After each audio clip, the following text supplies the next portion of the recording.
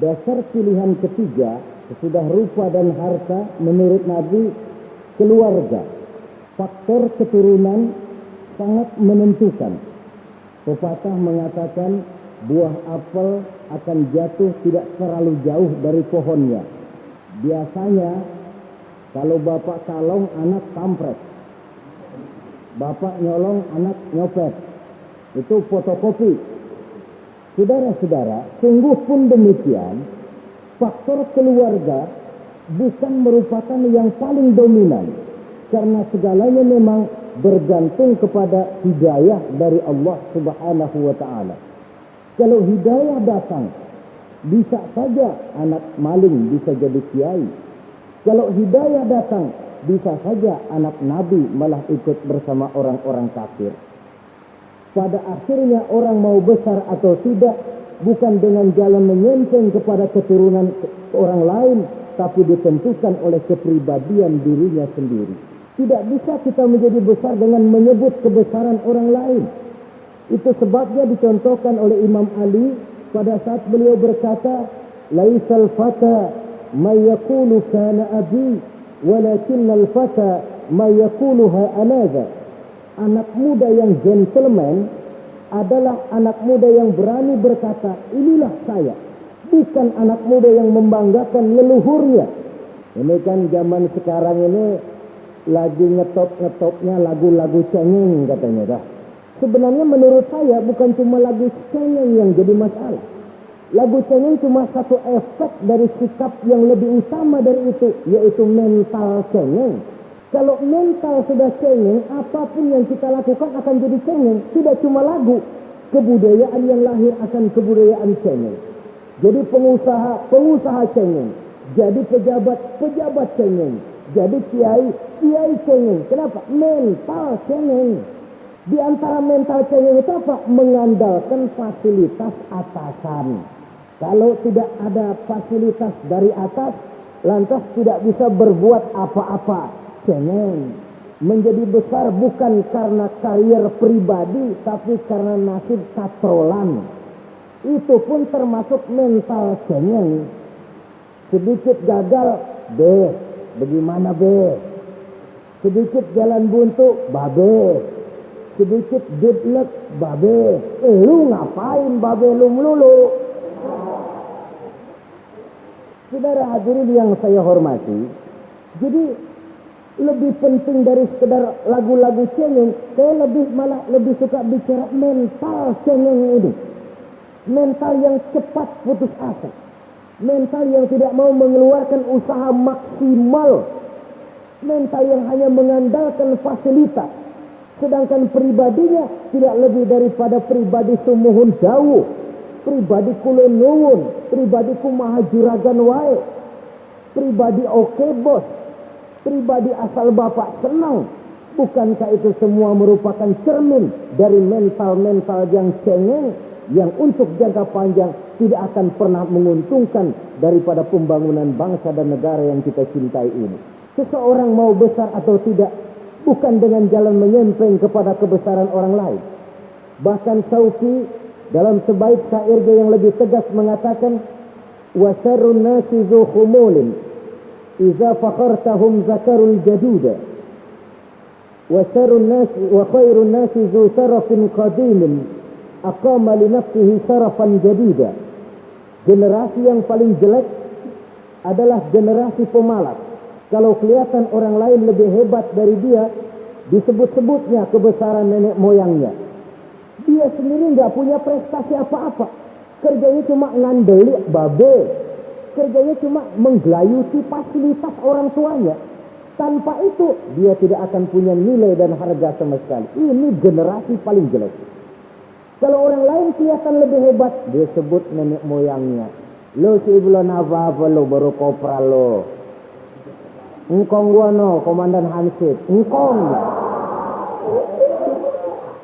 Engkongnya yang disebutin. Dia sendiri tidak punya prestasi apa-apa. Jadi silakan saja cari gadis dari keturunan keluarga yang baik-baik. Tapi jangan jadikan tendensi utama, jangan dengan niat untuk menyempeng kepada kebesarannya. Tapi paling tidak dengan niat agar mudah-mudahan dari benih yang baik ini akan lahir keturunan-keturunan yang baik pada akhirnya. Itu yang kita harapkan. Bukan lalu dengan pertimbangan, mertua gue bos nih, kali aja begitu gue kawin dia mampus. Ini semua warisan kan jatuh kemari semua. Kalau itu niatnya sudah jelas salah. Kita mencari perempuan dengan keturunan-keturunan yang baik dengan berharap agar anak-anak kita nanti yang akan merupakan benih cucunya akan melahirkan kebaikan-kebaikan seperti leluhurnya dulu. Saudara, pilihan yang keempat kata Nabi, agama. Ini yang paling inti. Kenapa? Agama itu motivasinya moral. Di sini segalanya ditentukan. Rupa yang baik, harta yang banyak, keluarga yang luhur. Kalau sudah dilandasi oleh agama yang rapuh, bahkan tidak beragama sama sekali, ketiga hal di atas tadi hanya akan mendatangkan malapetaka. Sekarang kan kita tertipu oleh penampilan. Padahal penampilan belum tentu kenyataan. Di jalan-jalan kita akan lebih terpesona melihat gadis pakai miniskirt di atas lutut ketimbang kita melihat gadis-gadis yang pakai jilbab. Kalau sudah pakai jilbab liwat, yang usil banyak banget, bau sorga nih. Bau sorga katanya. Tapi kalau sudah yang pakai miniskirt itu yang lewat, itu dari ujung ke ujung mata kagak mau kedip. Lala nempok di mata kagak dirasain. Kita terpesona oleh penampilan zahir, padahal penampilan belum tentu memantulkan hal yang sebenarnya. Tapi memang itulah watak manusia. Watak manusia, saya katakan manusia tanpa kecuali. Tetapi bergantung kepada pemikiran jangka pendek atau jangka panjang. Kalau jangka panjang yang kita pikirkan, ya tentu kita tidak akan mudah terpesona oleh hal yang zahir. Sampai-sampai Quran sendiri mengatakan budak yang hitam legam tapi beriman itu lebih baik daripada orang-orang musyrik walaupun cantik, denok, lemot, geboy. Ada lagi nggak bahasa yang lebih dari itu? Cantik, denok, lemot, geboy, baheno, nerkom, tapi kafir masih lebih baik budak yang hitam legam sekalipun kalau dia beriman. Kenapa? Rumah tangga untuk jangka panjang. Yaitu Islam tidak membolehkan kawin campuran dengan lain agama. Walaupun ada ayat yang mengatakan boleh kawin dengan ahlul kitab, tapi sebagian mufassir menjelaskan bolehnya kawin dengan ahlul kitab itu dalam kondisi darurat. Dalam kondisi normal tidak bisa. Kenapa? Kalau sudah berlainan agama, akan terjadi kerancuan rumah tangga untuk jangka panjang. Bagaimana membina dalam keharmonisan di rumah tangga? Bagaimana nasib anak-anak nanti? Kadang-kadang ada keluarga, kami sih keluarga modern. Anak-anak kami berikan kebebasan untuk milih agama apa saja. Bapaknya Islam, istrinya Kristen, anaknya ada yang Hindu, Buddha. Bagus nih, keluarga pecel namanya. Bagaimana keluarga modern bisa seperti itu? Padahal seorang suami bertanggung jawab di hadapan Allah. Dia akan ditanya tentang istrinya. Dia akan dimintakan pertanggungan jawab tentang anak-anaknya. Kalau istri kita berlainan agama, mungkin terjadi pengkaplingan. Pokoknya kalau anak perempuan ikut ibu, anak laki ikut bapak. Administrasi dunia bisa begitu. Tapi akhirat, pertanggungan jawab di hadapan Allah. Bisakah kita? Sorry aja Tuhan emang janjinya begini. Saudara hadirin yang saya hormati, oleh karena itu budak legam hitam kalau beriman masih lebih baik daripada orang-orang yang tidak beriman walaupun cantik dan mempesona. Kenapa? Ini faktor agama.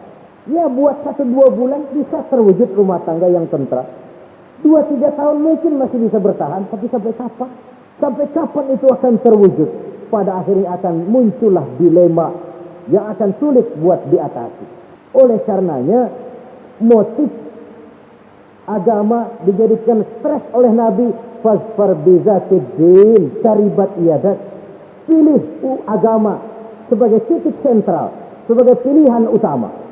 Kalau agamanya kuat, walaupun rupanya sederhana, tapi karena nilai agamanya kuat, dia bisa menyenangkan hati suaminya. Dia bersolek untuk kepentingan suaminya.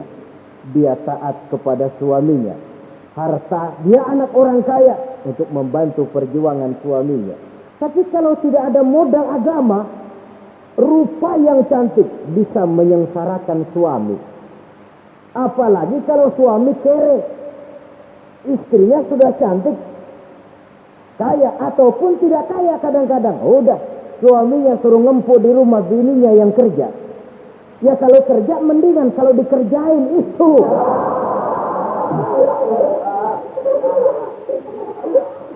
Itu yang repot. Saudara hadirin yang saya hormati, dan ini bukan satu dua kasus. Alangkah malangnya kalau sudah terkena hal seperti itu. Akhirnya seperti pengaduan sahabat kepada Rasul tadi. Mau dikirain cinta saya udah medok benar Rasul. Enggak dikirain hati saya ngebet pegel. Si malakama akhirnya. Jadi oleh karenanya agama. Kalau dia cantik, walaupun miskin, agamanya kuat, dia bisa memelihara kehormatan diri. Dia kaya, agamanya kuat, hartanya disalurkan di jalan Allah. Karena itu, agama jadikan pilihan utama. Dan ukuran agama itu bukan cuma jilbab loh. Ya kadang-kadang ada juga yang jilbabnya nggak pernah lepas, tapi kadang-kadang akhlaknya lebih jinal dari yang kribo. Ada cuma sekedar kamuflase saja, itu pun penampilan, sekedar penampilan saja. Cuma dari segi aurat ya memang lebih baik dan lebih utama, dan saya kira lebih mengundang penasaran toh. Duren kalau udah dibuka kan kelihatan isinya, mau udah begitu, udah. Tapi kalau masih rapat, itu yang rasanya kita pengen buka. Timbul tantangan, gue pengen tahu isinya. Rasanya juga begitu. Sama saja dengan baju, kalau dibungkus rapat di plastik, ditaruh di etalase, adanya di toko mau serba ada, tahu kita barang mahal nih. Biar punya duit, kita mau nawar ragu-ragu, takut nggak cukup. Tapi kalau barang sudah dibuka di jalanan, diobral di pinggir jalan, murahan, 1.003 masih dicampur odol. Yang begitu sih biar nggak punya duit, kita berani banget tanya, nawar, megang lagi nyemek. Berat duit nih bang. Kenapa? Barang sudah terbuka. Jadi saudara-saudara, syukur kalau keempat-empatnya ini jodoh terkumpul dalam jodoh yang saudara cari. Sudah rupanya cantik, kaya, keturunan orang baik-baik, agamanya kuat. Nah, surga dunia tuh. Yang begitu cari. Kalau ada yang begitu, saya juga mau nambahin satu lagi.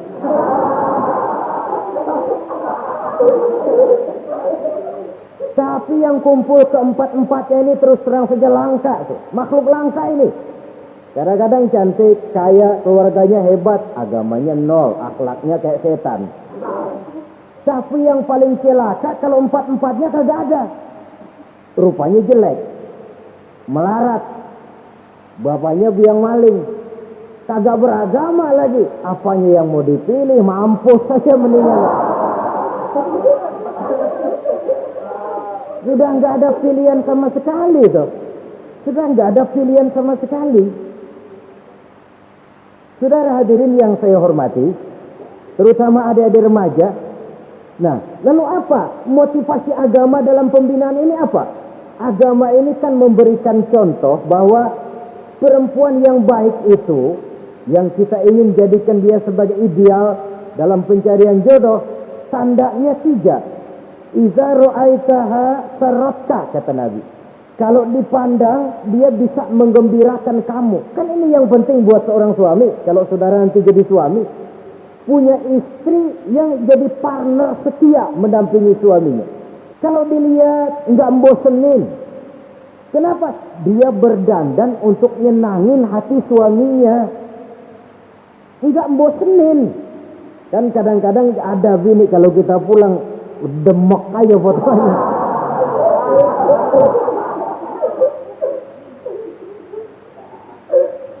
Ini yang bikin suami nggak betah di rumah ini kan yang begini.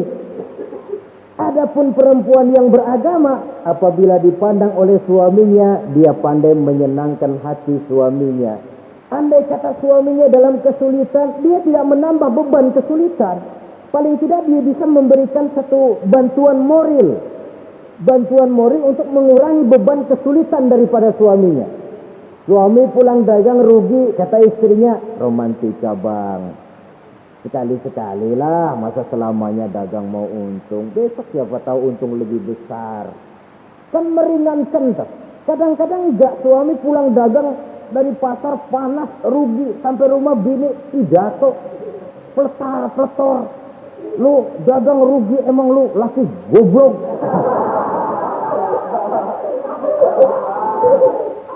Sudahlah di pasar rugi, di rumah digoblok-goblokin. Ini nanti kena penyakit broken home yang begini ini. Padahal kesuksesan di kantor, kesuksesan di pasar, kesuksesan di medan tugas selalu dimulai dari kesuksesan dan ketenangan dari rumah tangga. Dia berhias untuk kepentingan suaminya, tidak terlalu berlebihan, dan suaminya pun pandai menghargai istrinya dengan kata-kata yang menimbulkan gairah dan semangat. Oleh istrinya berkata, kamu makin cantik saja. Jangan juga kadang-kadang suami ketus. Ngelihat pulang kantor, lihat suaminya, istrinya dandan rapi, tumben lu membekasin apa? Mau membekasin katanya. Artinya apa ini? Pandai mengembirakan, bisa tenggang rasa, bisa berbagi rasa.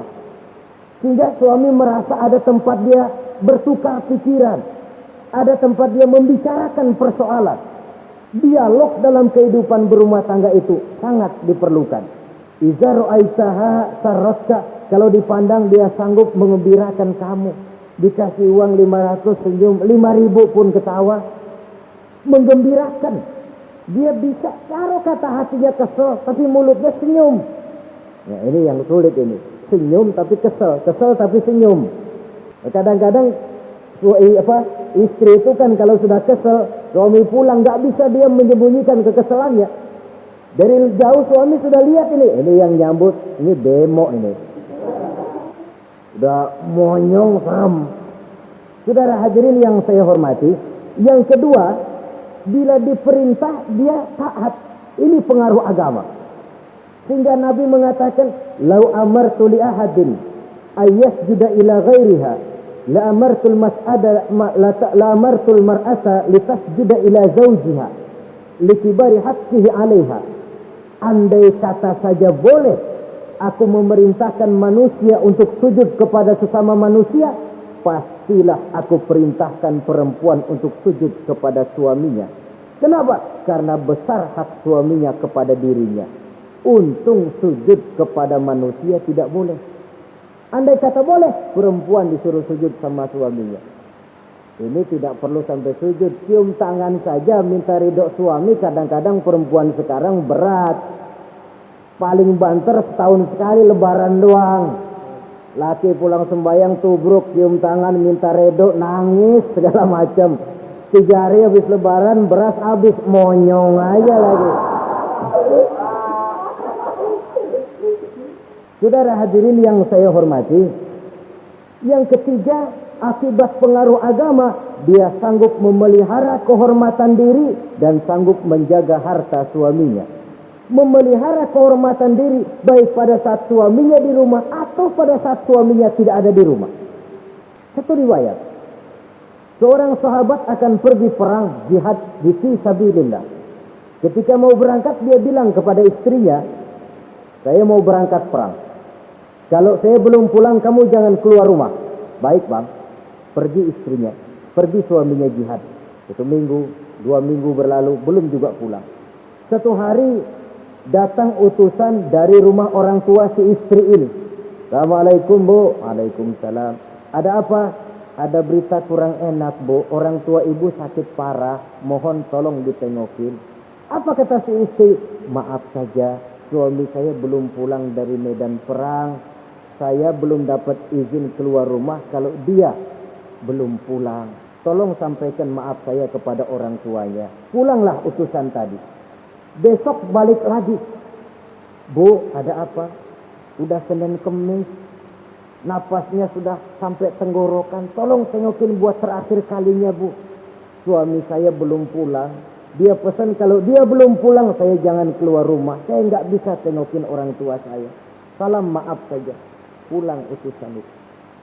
Besok balik lagi. Bagaimana? Sudah meninggal, Bu. Mau dikubur, tengokinlah buat terakhir kalinya. Suami saya belum pulang. Saya belum berani keluar rumah kalau suami saya belum pulang. Itu janji saya sama suami saya. Pulanglah utusan ini ngadu kepada Rasulullah sallallahu alaihi wasallam. Ya Rasul, ini perempuan kelewatan benar. Dari orang tuanya sakit sampai sekarat, sampai mati, sampai dikuburin dia nggak nengokin. Memangnya kenapa? Suaminya katanya pergi jihad. Dan suaminya tidak mengizinkan dia keluar rumah kalau si suami belum pulang. Apa jawab Rasul? Marahkah beliau? Tidak, beliau senyum. Apa katanya?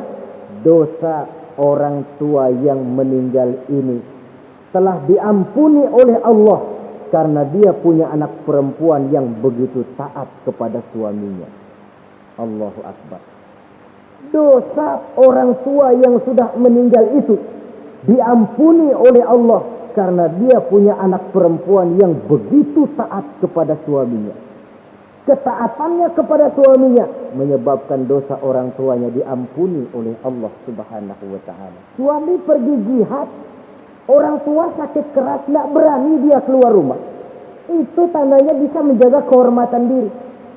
Kalaupun satu saat suaminya manggil, Bu, tolong ambilin uang di dompet. Dompetnya dibawa, Bang, ambil saja sendirilah, nanti salah ambil lagi saya.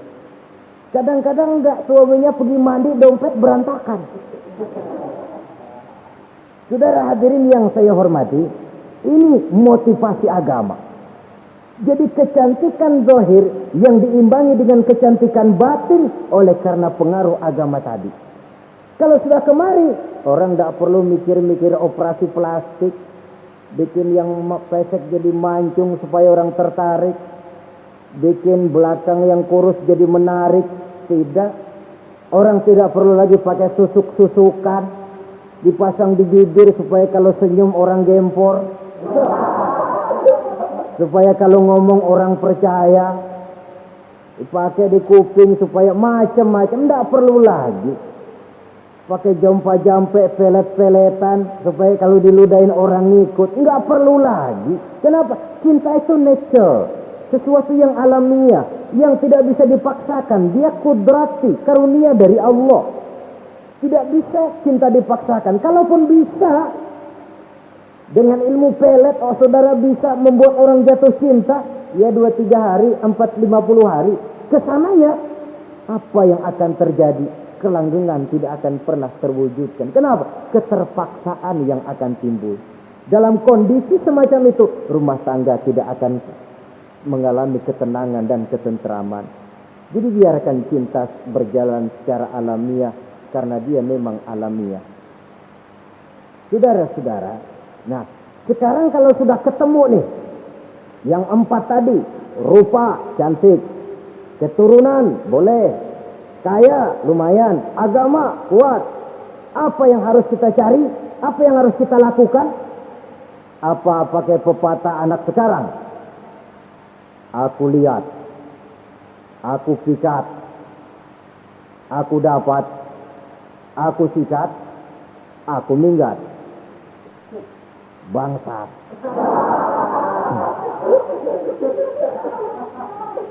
Itu kan ada moto cinta kilat begitu tuh. Cinta kilat katanya. Aku lihat, aku pikat, aku dapat, aku sikat, aku minggat. Bangsat. Atau kita harus hanyut dalam arus free love, free sex, common living, eksperimen dulu? Tidak. Islam menganjurkan kalau memang seret, ini rasanya ini nih, mantap gue nih. Apa yang diajarkan oleh Islam selanjutnya?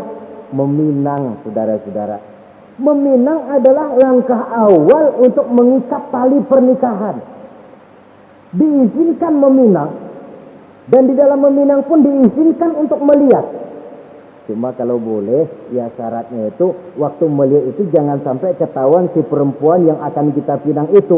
Untuk apa kita meminang? Pertama untuk yakin bahwa perempuan yang kita inginkan ini sudah kumpul syaratnya itu, tidak ada cacatnya. Yang kedua, untuk memperkuat tekad hidup berumah tangga, diperlukan meminang. Adapun adat itu berbeda. Tapi bahwa konsep meminang itu dalam Islam ada, itu jelas. Ya kalau mesti bawa pisang raja, pakai roti buaya, pakai martabak segede ban mobil truk segala macam, itu adat saja, ya. Tapi yang real meminang itu ada dalam Islam. Nah, bagaimana adab meminang? Setelah kita tahu anak ini cantiknya ya, keturunan baik, ya kekayaannya lumayan, agamanya kuat, pinanglah dia. Caranya boleh lihat langsung. Lihat langsung kalau bisa tanpa setahu si perempuan. Dan batas yang boleh dilihat itu muka dan tangan. Itu saja. Jadi jangan gerusak. Minta permisi Pak, saya mau ngelihat anak bapak seutuhnya. Soalnya buat saya ini nanti.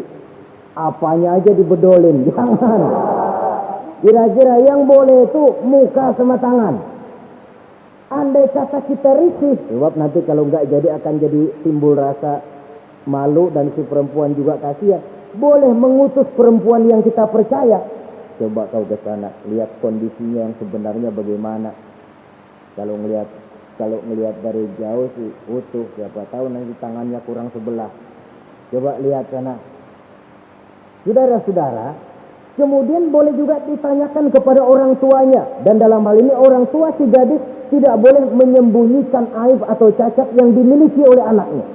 Dia harus menceritakan apa adanya, sampai pun kekurangan anaknya yang paling kecil sekalipun. Sebab apa? Jangan sampai istilah pepatah beli kucing dalam karung. Dengeran suaranya doang meong-meong, begitu dibuka tuh kucing gempor sebelah kakinya nggak ada. Kan tentu kita tidak kepengen kecewa di belakang hari. Itulah perlunya meminang sebagai jembatan untuk menuju kepada pernikahan. Nah, dengan demikian kalau sudah usaha meminang ini dilaksanakan, jangan merasa sudah setengah resmi. Ini yang kadang-kadang jadi penyakit.